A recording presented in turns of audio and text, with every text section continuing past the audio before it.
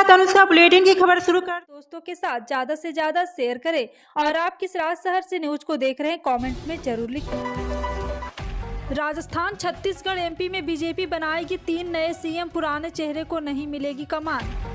राजस्थान विधानसभा चुनाव में जेजेपी के खराब प्रदर्शन पर डिप्टी सीएम की मां का छल का दर्द। पंजाब के शिक्षा विभाग का अजब गजब बयान, जानिए अब बच्चे पढ़ाई छोड़कर क्या करेंगे।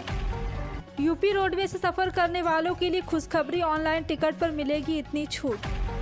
मध्य प्रदेश में मिली बम्पर जीत के बाद छिंदवाड़ा के लिए रवाना हुए सीएम शिवराज। राशन कार्ड धारकों के लिए काम की खबर, मिलेगा मुफ्त राशन, 20 दिसंबर तक मिलेगा।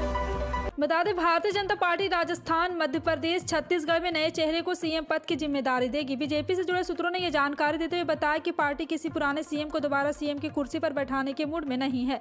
बता दें कि इन तीनों राज्यों में हुए हालिया विधानसभा चुनाव में बीजेपी ने शानदार प्रदर्शन करते हुए पूर्ण बहुमत हासिल किया है। हालांकि सूत्रों ने बताया कि पार्टी ने केवल प्रधानमंत्री नरेंद्र मोदी के चेहरे पर यह चुनाव लड़ा था। हरियाणा की जजपा विधायक नैना चौटाला की बेटा डिप्टी सीएम दुष्यंत चौटाला को हरियाणा का सीएम न बन पाने की टीस है। कहा कि जनता जनार्दन सीएम बनाने का फैसला करेगी। मां होने के नाते बेटा को हरियाणा का सीएम देखना चाहती हूं। हरियाणा में भाजपा जजपा के बीच गठबंधन पर कोई संशय नहीं है। साथ ही कहा है कि राजनीति में भविष्य का कुछ नहीं पता, फिर भी जजपा अपने दम पर चुनाव लड़ने का पूरी तैयारी है। ऐसा कहा जाता है कि बच्चे देश का भविष्य होते हैं। देश को मजबूत करने के लिए बच्चों की शिक्षा पर विशेष ध्यान दिया जाता है। स्कूल में उन्हें अच्छी शिक्षा के साथ ही साथ दूसरी एक्टिविटी में भी भाग लेने के लिए प्रेरित किया जाता है। लेकिन पंजाब में तो शिक्षा विभाग खुद बच्चों के भविष्य का बांटाधार करने में लगा हुआ है। उनके नए आदेश को देखते हुए ऐसा ही लगता है कि नए आदेश के तहत अब बच्चों को सुबह सुबह इंस्पेक्शन के लिए भेजा जाएगा।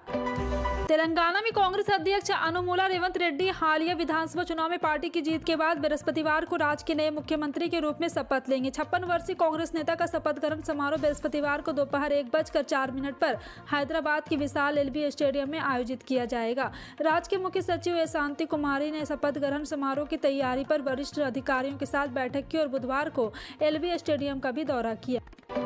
भारत सरकार की ओर से बुधवार को संसद से चालू वित्त वर्ष के लिए अतिरिक्त 1.29 लाख करोड़ खर्च करने की अनुमति मांगी है। इस राशि का इस्तेमाल किसानों को अधिक सब्सिडी और ग्रामीण इलाकों में रोजगार सृजन कार्यक्रम चलाने के लिए किया जाएगा। यह जानकारी समाचार एजेंसी रॉयटर्स की एक रिपोर्ट में दी गई। रिपोर्ट में बताया गया कि 31 मार्च को समाप्त होने वाले चालू वित्त वर्ष के लिए शुद्ध अतिरिक्त खर्च 583.78 अरब रुपये होगा, जबकि बाकी खर्चों में फेरबदल करके समायोजित किया जाएगा। हाल में संपन्न विधानसभा चुनाव में जीत हासिल करने वाले बीजेपी के सांसदों ने इस्तीफा दे दिया। पार्टी ने इन सांसदों और मंत्रियों को विधानसभा चुनाव में टिकट दिया था।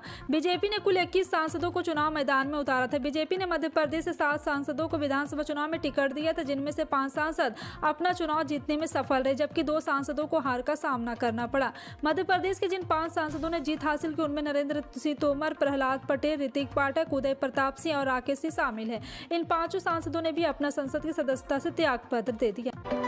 मध्य प्रदेश विधानसभा चुनाव में मिली प्रचंड जीत के बाद प्रदेश के मुख्यमंत्री शिवराज सिंह चौहान बुधवार को कमलनाथ के घर छिंदवाड़ा के लिए रवाना हुए। यहां सीएम शिवराज सिंह चौहान कार्यकर्ताओं के साथ बैठक करेंगे। छिंदवाड़ा जिले के सभी 7 विधानसभा सीटों में पराजय के बाद शिवराज सिंह चौहान कार्यकर्ताओं का फैसला बढ़ाने उनके बीच रहेंगे।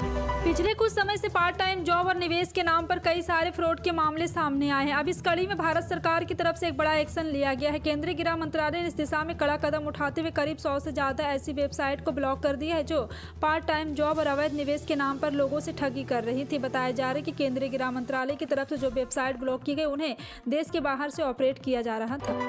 संसद का शीतकालीन सत्र का तीसरा दिन चल रहा। जम्मू कश्मीर पुनर्गठन संशोधन विधेयक पर लोकसभा में जोरदार बहस जारी है। इस बीच बहस चर्चा के दौरान केंद्रीय गृह मंत्री अमित शाह और लोकसभा विपक्ष के नेता अधीर रंजन चौधरी के बीच मजेदार बहस देखने को मिली।